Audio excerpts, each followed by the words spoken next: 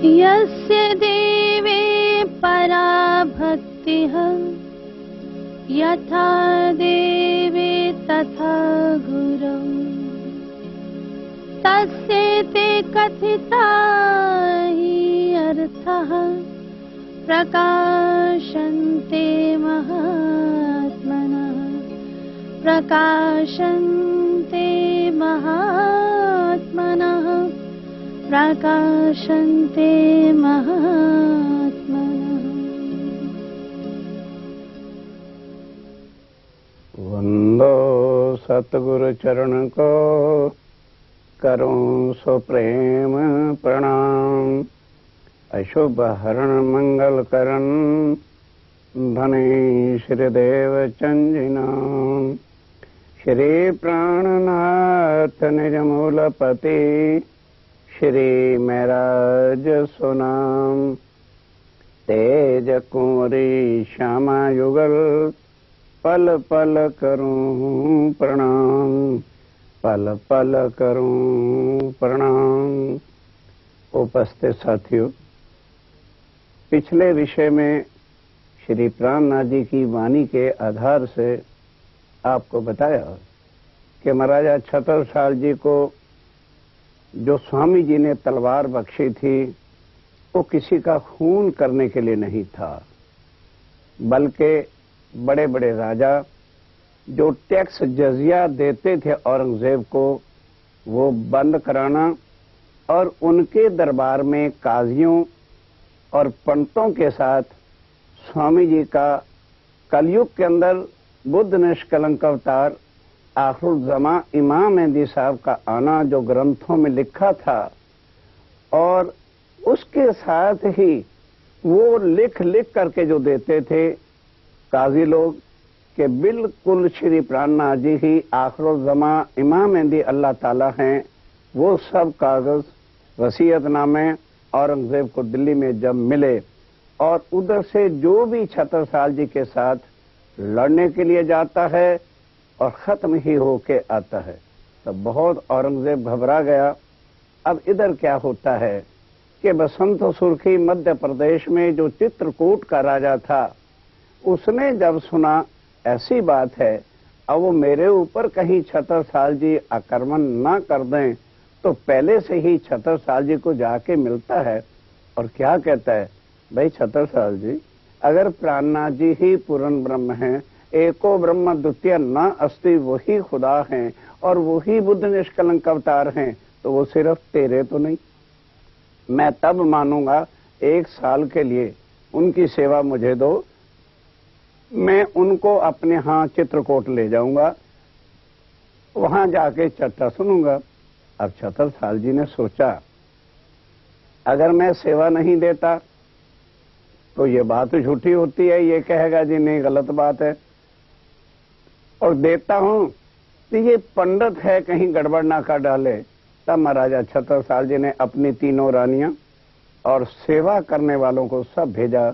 छत्रसाल जी से 1 साल स्वामी जी जुदा होकर चित्रकूट चले जाते हैं और वहां पर क़यामतनामा ग्रंथ उतरा, जिसके अंदर कुरान के एक एक सुपारे के अर्थ क्या हैं और क्या इसका मायना है, वो उस क़यामतनामे के अंदर जाहिर है, जो स्वामी श्री प्राणनाथ जी के मूल ग्रंथ कुलजम स्वरूप का आखिरी चैप्टर है। 14 जो हैं ग्रंथ हैं। पहले में रास का ग्रंथ है कि रास कहाँ हुई, आज दुनिया इस वृंदावन में रास ढूंढती फिरती है और वहां पर कहाँ नित्य वृंदावन है, कहाँ गौलोक है, कौन सा श्रृंगार था श्री कृष्ण जी का उस समय, सारी लीलाएं और रास अखंड करने के बाद वो कहाँ गए, सारे भेद उसके अंदर है। उसके पश्चात इंद्रावती की आत्म जब हफ्से जेल में जाती है, जो प्रसंग मैंने आपको बता भी दिया कि कुरान में लिखा है आखिरुज़्ज़मा इमाम मेहदी जब आएंगे हफ्से के बादशाह बन करके बैठेंगे और वहां पर मिश्री की ईंटें गिरेंगी। साथियों, मिश्री की ईंटें, सोचिए ईंटें आकाश से गिरे तो क्या दुनिया में कोई जिंदा रह जाएगा? उस मिश्री को ही खा करके लिखा है कि लोग अर्श को जाएंगे। वो मिश्री की ईंटें क्या है कि परम धाम की वाणी उतरेगी और जो जो प्राणी उस वाणी को लेकर अमल में करेगा वो आवागमन के चक्कर से छूट के भव सागर से पार होगा। तो प्रकाश ग्रंथ उतरा, सारी वाणी का प्रकाश जैसे तेज होता है।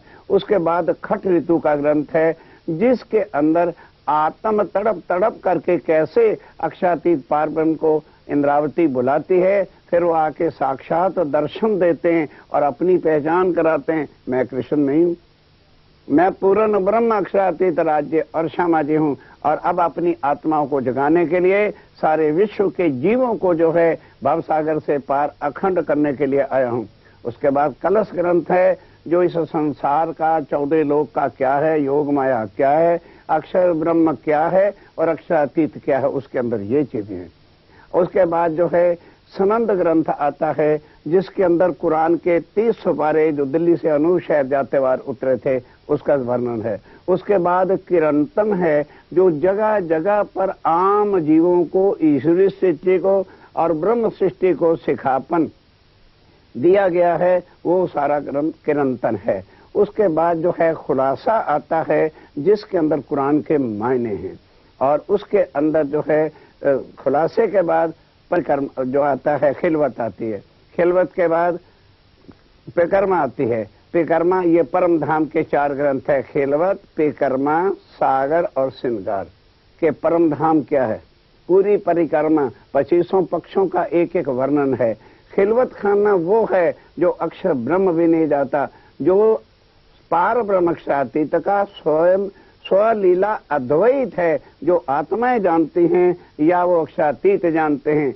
और उसके बाद इसी के लिए मोहम्मद साहब ने कहा था कि वो खिलवत खाने की जितनी भी बातें 30,000 हैं, वो अल्लाह ताला आके खुद खोलेंगे। सबसे बड़ा प्रमाण है मेरे साथियों, आज दिन तक हम लोगों ने या देवी देवताओं ने, तीर्थंकर ने, अवतारों ने, गुरुओं ने निराकार से आगे का ज्ञान नहीं लिया, ना किसी ने आकर के बताया ये कौन है जो निराकार से भी आगे अखंड योग माया का वर्णन, और उससे आगे अक्षर और अक्षरातीत, फिर उनके स्वलीला अद्वैत भवन रंग महल का वर्णन करता है। क्या और कोई पूर्ण ब्रह्म हो सकता है? ये वही पूर्ण ब्रह्म अक्षरातीत हैं, क्योंकि ये भ्रांति का ब्रह्मांड है ना, जिस ब्रह्मांड में दुनिया में हम और आप लोग रहते हैं, ये भ्रम का ब्रह्मांड है। एकदम दिल में यकीन आना भी बड़ी कठिन बात है। इसलिए संसार के सारे ग्रंथों में पहले से ही श्री प्राणनाथ अक्षरातीत ने लिखवा दिया था कि जब वो अल्लाह ताला पूर्ण ब्रह्म विद्यानंदन बुद्ध आएंगे, ये आके करेंगे। और वो सारा कुछ किया, परम धाम की 4 किताबों का भेद खोला। उसके बाद जो है सिंधी के भेद भी खोले, सिंधी भाषा के अंदर। फिर उसके बाद जो है मार्फत सागर, मार्फत जो ज्ञान लाना था, जब तक हकीकत और मार्फत का हम सजदा नहीं करेंगे, भक्ति नहीं करेंगे आत्मरूप से, तब तक हमारा कभी भी इस दुख के संसार से छुटकारा होने वाला नहीं। कई लोग क्या चाहते हैं कि चलो भाई भक्ति करते रहेंगे, सेवा करते रहेंगे, ऐ प्रभु सेवा के लिए मैं बार बार जन्म दो। ये बताओ क्या गारंटी है कि तुम आकर के भारत में ही जन्म लोगे, या क्या गारंटी है कि तुम्हें अगले जन्म में मनुष्यता नहीं मिलेगा? और इस युग में, इस समय में क्या कुछ मिला है, इसको तो कोई विरला ही पहचान सकता है। ये स्वामी जी के कुलजम स्वरूप की 14 किताबें हैं, जिसके अंदर यहाँ से लेके मानव का क्या कैसे कल्याण हो सकता है, मानव का गोल क्या है, मनुष्यतन मीना कैसे है, और वो साथियों पार ब्रह्म जिसको ग्रंथ लिख ही तो गए हैं ना कि एक ब्रह्म द्वितीय नास्ति, पर किसी ने आके बताया नहीं। उन स्वामी जी ने सारी वाणी सबके वास्ते लाई। अब उसके बाद उधर क्या होता है, जब चित्रकूट में क़यामतनामा उतरा, उसमें 60 छत्रसाल जी को संदेश था, उठो मोमनो क़यामत आई, जाके कहियो खास उम्मत को कहियो जाए, उठो मोमनो क़यामत आई। क्या छत्रसाल तूने जो प्रतिज्ञा ली है औरंगजेब को जाके जगा, और उसके आत्म जो माया में आके राजपाट में फंसी पड़ी है, उसको मेरे आने का संदेश दे दे, तो वो कभी भी घर में रह नहीं सकता। ये साल का वर्णन जब हो गया, किताब उतर आई, कंप्लीट हो गया, उसके बाद छत्रसाल जी आए और स्वामी जी को पन्ना जी फिर वापस ले जाते हैं। अब इधर क्या होता है, औरंगजेब ने सब दरबार वालों, बड़े बड़े सिपाही सलारों को बुलाया और कहा कि तुम में से कोई भी ऐसा नहीं है जो छत्रसाल जी को जिंदा पकड़ के ले आए या उनकी गर्दन काट के ले आए। हिस्ट्री इसकी साक्षी है मेरे साथियों। मिट्ठू पीरजादा सिपा सलार खड़ा हो गया और उसने कहा जी मुझे सिर्फ 5000 सेना दे दो, मैं छत्रसाल जी की गर्दन काट के ले आऊंगा। बीड़ा उठा लिया और लेके चला। झांसी और आगरे वाले रास्ते नहीं गया, वो पहाड़ियों से होता होता गया कि महाराजा छत्रसाल के महलों से पिछली तरफ से मैं अटैक करके उनकी गर्दन काट दूंगा। अब जहां कृपा किनकी है, नजर किनकी है, वो मिट्ठू पीरजादा और औरंगजेब क्या जाने। अब वो अपनी फौज के साथ आ रहा था, रात को तंग रास्ते जिसको दर्रा कहते हैं वो आ गया, तो उन्होंने कहा भाई एक एक सिपाही आगे बढ़ते चले जाओ। आगे खुला मैदान था, वहां पर चमारों की बस्ती थी और ये शब्द सारे बिल्कुल लिखे हुए हैं, हिस्ट्री में उठा करके पढ़िए। वहां उनकी बरात भी आई हुई थी और उन्होंने देखा कि ये तो कोई डाकू आ रहे हैं। कुछ लोग खड़े हो गए हथियार लेके, एक एक सिपाही आता गया, गर्दन काट करके ढेर लाशों का कर दिया। सूर्य निकलने से पहले ही 5000 की फौज को चमारों ने मार डाला। अब उसके बाद क्या होता है, मिट्ठू पीरजादे ने सोचा कि महलों तक जो है मेरी से होगी, पर आगे देखे सब लाशें हैं। शर्मिंदा होकर के दिल्ली वापस गया। जब औरंगजेब के दरबार में जाके अपना सारा किस्सा बताया, उसी वक्त उसकी वर्दी और पोस्ट से हटा करके उसको जो है धक्के देके बाहर निकाल दिया गया। अब औरंगजेब की चिंता और भी बढ़ गई कि आखिर कारण क्या है। मेरी वो फौजें जो सारे हिंद के मालक मुझको जिन्होंने बना दिया है और आज उनका कोई भी हथियार नहीं चल रहा। तब उसने सारी सेना के स्पेशल फोर्सेस भी लगा के रणमस्त खां को कुल भेज दिया कि किसी तरह से भी होता है छत्रसाल को पकड़ के ले आओ। अभी वो आगरे तक ही रणमस्त खां स्पेशल फोर्सेस को लेकर पहुंचा था। साथियों, सुनने का प्रसंग है। औरंगजेब दरबार में जाता है, अपनी कुर्सी पर बैठना चाहता है तो मन की भ्रांति, मन के अंदर जो डर बैठ चुका था उसका एक नजारा हिस्ट्री में लिखा हुआ है। क्या देखता है कि मेरे सिंहासन कुर्सी के ऊपर शेर बैठा है। आगे बढ़ने के बजाय डर के घबरा के गिर जाता है। मुल्ला काजी लोग जितने भी साथ थे, बादशाह सलामत उठिए, क्या हो गया? कहने लगे बस अब नहीं, इस कुर्सी पर अब मैं नहीं बैठूंगा। क्यों? अब मुझे खुदा जो है इस कुर्सी से हटा रहा है। बस उसी वक्त घर आ गया, आजम को अपनी चिट्ठी लिखता है। ऐ मेरे आजम भैया, मैं बड़ा बदनसीब हूं। मेरे घर अल्लाह ताला चल के आया था, मैं राजपाट के नशे में उनकी पहचान नहीं कर सका और अब मैं जंगलों में जा रहा हूं। ये सारा कुछ जो है मेरे बेटों को तुम सारा कुछ बता देना। आप कहोगे जी इसका क्या सबूत है? क्या सबूत है? यदुनाथ सरकार एमपी ने, जाओ उनकी हिस्ट्री में देखो, लिखा हुआ है। और उस हिस्ट्री का थोड़ा सा सारांश थोड़े शब्दों में उस चिट्ठी का अर्थ जो है, सार जो है, हम आपको अभी पढ़ के सुनाते हैं। पढ़िए। औरंगजेब का आजम के नाम अंतिम पत्र। औरंगजेब का इतिहास यदुनाथ सरकार द्वारा लिखित, भाग 5, पृष्ठ संख्या 210। अल्लाह तुम्हें शांति बख्शे। बुढ़ापा आ गया है और कमजोरी निरंतर बढ़ रही है। मेरे पुट्ठों में ताकत नहीं रही। आया था और अकेला जा रहा हूँ। मैं नहीं जानता कि मैं कौन हूँ और मैं क्या करता रहा हूँ। मेरा अमूल्य जीवन व्यर्थ में ही चला गया। मेरे घर मालिक इमाम मेहंदी आए थे, परंतु मेरी अंधी आंखें उसका तेज प्रताप न देख सकी। जीवन का अंत नहीं होता, उन वाक्यों का कोई अवशेष नहीं है, वे अब नहीं है और ना ही भविष्य में कोई आशा है। उन्होंने सोचा ही नहीं कि कभी हमारा परवरदिगार हमारे साथ था। मैं दुनिया में अपने साथ कुछ नहीं लेकर आया और मेरे द्वारा किए गए पापों का प्रतिफल उठाकर जा रहा हूँ। मैं जानता नहीं कि क्या सजा मेरे ऊपर आनी है, यद्यपि मुझे उसकी महानता और मेहर की आशा है, वरन मेरे कर्म और महत्वाकांक्षा मुझे नहीं बख्शेगी। जब मैं अपने आप से जुदा हो रहा हूँ तो कौन मेरे साथ रहेगा? अलविदा, अलविदा, अलविदा। अब इसके बाद क्या होता है कि औरंगजेब जंगलों में चला गया। अब उधर छत्रसाल जी राज्य तो कर रहे हैं, लेकिन स्वामी जी का प्रचार जगह जगह पर अपने प्रचारकों को भेजकर और क्या बता रहे हैं, श्री जी साहेब जी, क्योंकि वो जो खुदा है मेरे साथियों, कई बार मैंने प्रवचनों में बताया, वो एक कम्युनिटी का नहीं है, वो सबका है। तो यदि उसके साथ हम कोई भी नाम हिंदुओं वाला या मुसलमानों वाला जोड़ देते हैं, तो हिंदुओं वाला नाम जोड़ दो तो कोई भी मुसलमान शीश झुकाने को, स्वीकार करने को तैयार नहीं होगा, और अगर मुसलमानों वाला नाम जोड़ देते हैं तो कोई हिंदू मानने के लिए तैयार नहीं।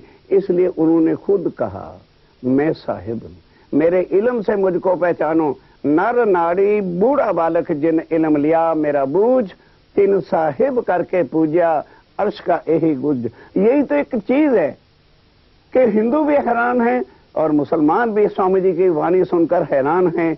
यारो ये क्या गजब की बातें, ये गजब की बातें ही तो उन्होंने आकर के अपना नाम, दुनिया वाला नाम नहीं, क्योंकि दुनिया वाले नाम तो निरंतर के बाद जाकर के शून्य शून्य में समा जाते हैं। अब उससे परे, ताकि कभी वो नाम खत्म ना हो, निज नाम श्री जी साहिब जी आकर के बताया, जिसका खूब खूब प्रचार किया। उसके बाद एक दिन क्या होता है, शरीर तो यहां सबके छूट जाने हैं। महाराज 78 साल जी कहीं बाहर गए हुए थे, तो पीछे से स्वामी जी जाते हैं। स्वामी जी का शरीर भी, वो जिस तन में बैठ के लीला कर रहे थे, वो शरीर छोड़ दिया उन्होंने ध्यान के साथ। कहोगे जी फिर तो प्राणनाथ जी चले गए। यही तो हम लोग यहां भूल जाते हैं कि शरीर को ही मानते हैं। जैसे राम भगवान का शरीर जो है यहां का है, और अंदर जो शक्ति है वो कहां की है, विष्णु भगवान आदि नारायण। उसने आके अंदर बैठ के काम किया। राम भगवान यदि कोई आज वैकुंठ में जाके ढूंढना चाहे, नहीं मिलेंगे। वहां तो विष्णु भगवान और लक्ष्मी हैं, वहां राम और सीता नहीं है। और यहां भी आज संसार में न राम है न सीता है। उस तन में बैठ के अवतार लेके लीला की थी और फिर वैकुंठ में चले गए। इसी तरह से अंदर जो बैठी हुई शक्ति है, हम उसको प्राणनाथ कहते हैं साथियों। Prannath is not the name of a body. Prannath किसी बॉडी का नाम नहीं है, प्राणनाथ किसी देवी देवता का नाम नहीं है, प्राणनाथ किसी तीर्थंकर अवतार का नहीं है। प्राणनाथ कौन है? जो हमारी आत्माओं का मालिक है। जैसे एक पत्नी अपने पति को क्या लिखती है, मेरे प्राणनाथ। तो प्राणनाथ जो कहा गया शब्द है, वो आत्माओं के पति, खामद जो आत्माओं का है और सारे जगत का खामद है, उसको कहा गया है। मोहम्मद साहब ने भी कहा कि खामद आएगा, और उसके बाद बाइबल ने भी क्या कहा, साथियों प्रमाण दे रहे हैं ताकि आपके दिलों में कोई शक भ्रांति किसी तरह की ना रह जाए कि प्राणनाथ जी कौन हैं। क्या लिखा है बाइबल के अंदर? जब उनके यीशु मसीह के फॉलोअर से पूछा गया, हजूर जब वो खुदा फादर आएगा तो हम उनको किस नाते से, रिश्ते से बुलारे? जरा बाइबल पीटर नंबर 2 पढ़िए। पढ़ोगे तो तभी तो आपके संशय मिटेंगे कि वो खुदा जब आएगा तो मेरे फारूजो कैसा रिश्ता रखना, एज लाइक मेडन, कुंवारी कन्या के लिए। जैसे जब तक उसकी शादी एक कुंवारी कन्या की, अनमैरिड की नहीं होती है, तो माँ से प्यार करती है, फादर से प्यार करती है, मामा से प्यार करती है, भाइयों से प्यार करती है, सब सगे संबंधियों से प्यार करती है, सहेलियों से प्यार करती है। एक प्यार छुपा के रखती है।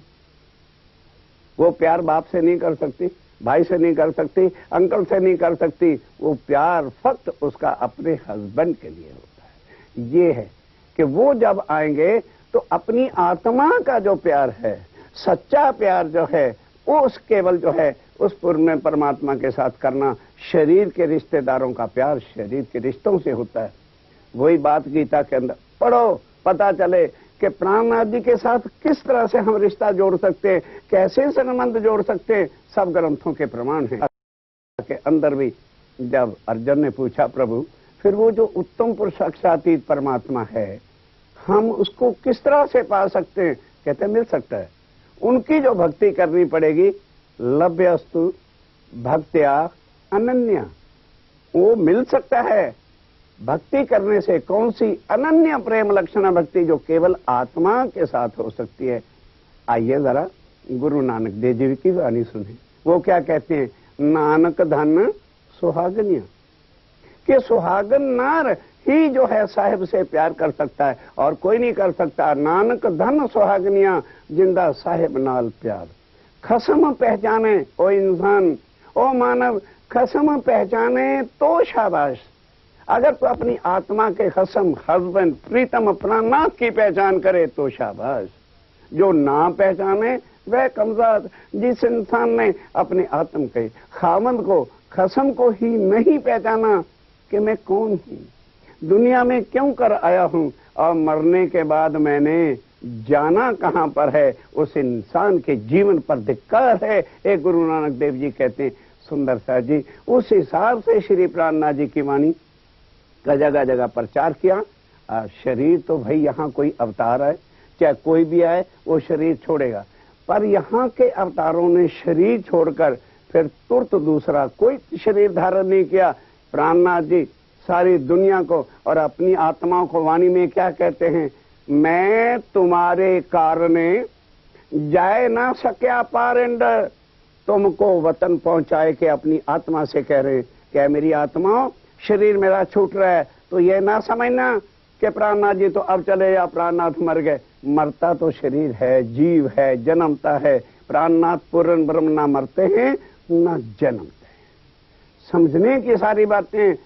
क्या कहा, मैं तुम्हारे कारणे जाए ना सक्या पारेंड, ऐ मेरी आत्माओं, जब तक तुम यहाँ हो मैं परम धाम वापस नहीं जाऊंगा, तुमको परम धाम ले जाऊंगा और सारे विश्व के जीवों को मैं जन्म मरण से छुड़ाकर अखंड मोक्ष दूंगा, जो आज दिन तक देवी देवताओं को नहीं मिला।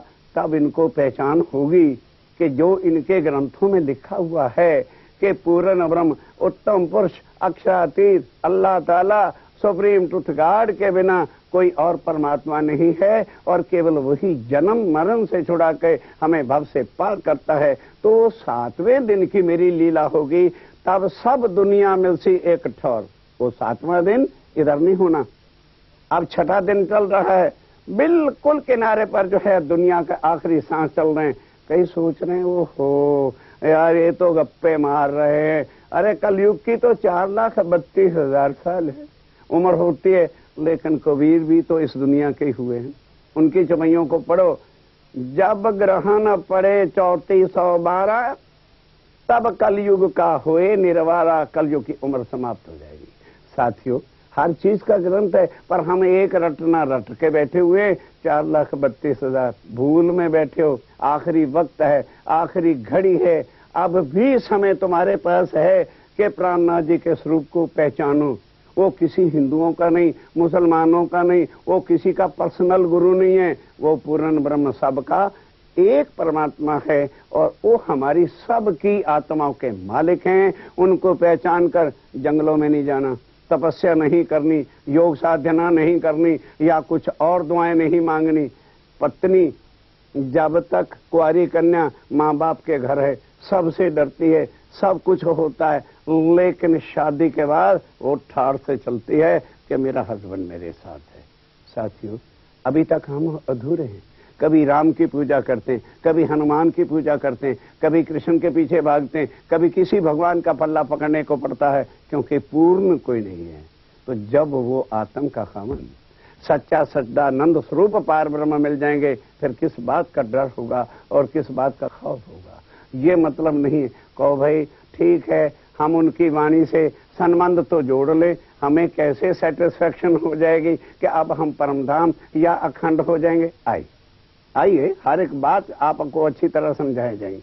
मानो एक लड़की इंडिया में रहती है, लड़का फॉरेन में रहता है, अब उसकी एंगेजमेंट हो गई, शादी कराने तो इंडिया में आएगा, शादी कराने के बाद फोटो लेगा, वीडियो लेगा, सारे प्रमाण लेगा, पत्र इकट्ठे करेगा और उसके बाद पत्नी को कहा अच्छा भाई अब मैं कुछ दिनों के लिए जा रहा हूं।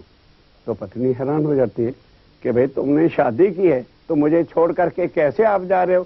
कहने लगे चिंता नहीं कर, खामद कभी छोड़ता नहीं, मैं फॉरेन से आया हूं ना तो छोड़ने के लिए थोड़ा आया हूं, चिंता ना कर, अभी मैं जाता हूं, जाके तेरा वीजा बनाऊंगा, पासपोर्ट बनाऊंगा और उसके बाद मैं आके तुम्हें ले जाऊंगा। कहने लगे अच्छा। फिर एक बार फोन तो कर दिया करोगे ना। कहना कि वो तो तेरे कहे बिना करूंगा, सिर्फ तू, तेरे को ही मैं प्यारा नहीं, शायद मुझे भी तू प्यारी है। ये तो साथियों एक संसार का दृष्टांत आपको दिया है। ये तो संसारिक प्यार है जो मिट जाने वाला है। दोनों के शरीर खत्म हो जाने के बाद ना प्यार रहता है, ना प्यार करने वाले रहते हैं, और वो अखंड है।